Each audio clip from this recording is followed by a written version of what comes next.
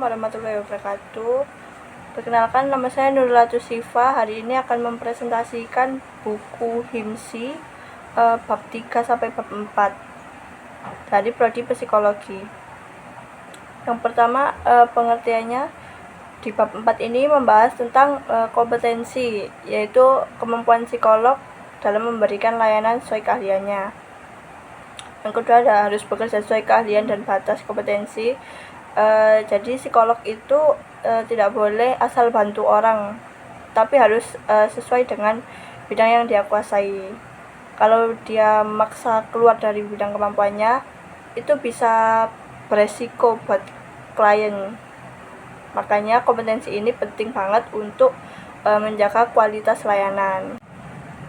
Lalu yang kedua, psikolog wajib meningkatkan kompetensi secara terus-menerus, lalu mengikuti perkembangan ilmu terbaru.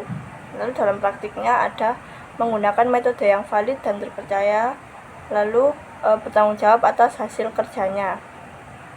Lalu delegasi pekerjaannya, yang pertama tidak boleh, tapi harus ke orang yang kompeten. Boleh dilakukan tapi harus ke orang yang kompeten. Lalu yang kedua ada tetap dalam pengawasan profesional. Lalu dalam kondisi darurat tetap boleh memberikan layanan, tapi harus sesuai kemampuan. Jadi kompetensi itu nggak cukup sekali belajar aja, tapi harus tetap dikembangin. Psikolog juga harus ngikuti perkembangan zaman ilmu terbaru biar gak ketinggalan. Terus kalau ada pekerjaan yang didelegasikan ke orang lain, harus tetap diawasin dan orangnya juga harus kompeten. Bahkan dalam kondisi darurat pun psikolog tetap harus sadar batas kemampuannya. Lalu ada hubungan antar manusia. Psikolog harus menjaga sikap profesionalnya dan juga menghormati klien. Psikolog tidak boleh melakukan pelecehan dalam bentuk apapun. Ini fokus ke hubungan antara psikolog dengan klien atau orang lain. Di sini ditekankan pentingnya sikap profesional, seperti menghormati klien dan tidak melakukan pelecehan dalam bentuk apapun. Selain itu, psikolog juga harus menghindari tindakan yang bisa merugikan atau menyakiti klien. Lalu relasi profesionalnya, psikolog harus menghindari hubungan ganda atau multi relationship. Lalu konflik kepentingan, lalu dilarang melakukan eksploitasi terhadap klien, dan juga hubungan harus jelas, profesional, dan tidak memanfaatkan posisi.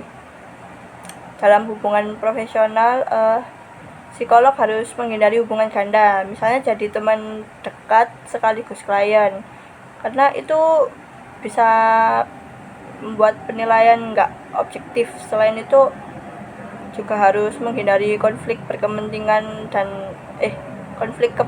dan eksploitasi. Jadi intinya hubungan harus tetap profesional dan tidak memanfaatkan posisi. Jadi selayaknya psikolog dan klien. Lalu yang kelima, ada hak klien dan layanan. Klien berhak mendapatkan informed consent sebelum layanan dimulai. Layanan harus tetap sesuai kode etik dan jika dihentikan harus dilakukan secara etis tanpa merugikan klien. Bila perlu, klien dapat dirujuk ke profesional lain dengan tetap mengutamakan kesejahteraan klien. Di bagian ini membahas tentang hak klien, salah satunya informed consent, yaitu klien harus tahu dan setuju sebelum layanan dilakukan. Kalau layanan harus dihentikan, juga harus dilakukan dengan cara yang baik dan juga tidak merugikan klien. Kalau perlu, klien bisa dirujuk ke profesional lain.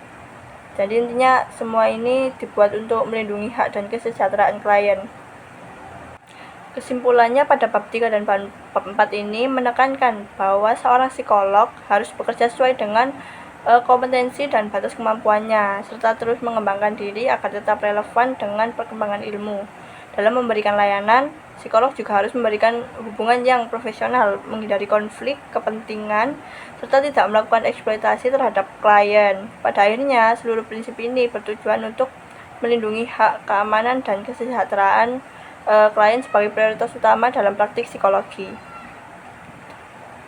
Sekian presentasi dari saya. Mohon maaf apabila ada salah-salah kata. Saya akhiri. Wassalamualaikum warahmatullahi wabarakatuh.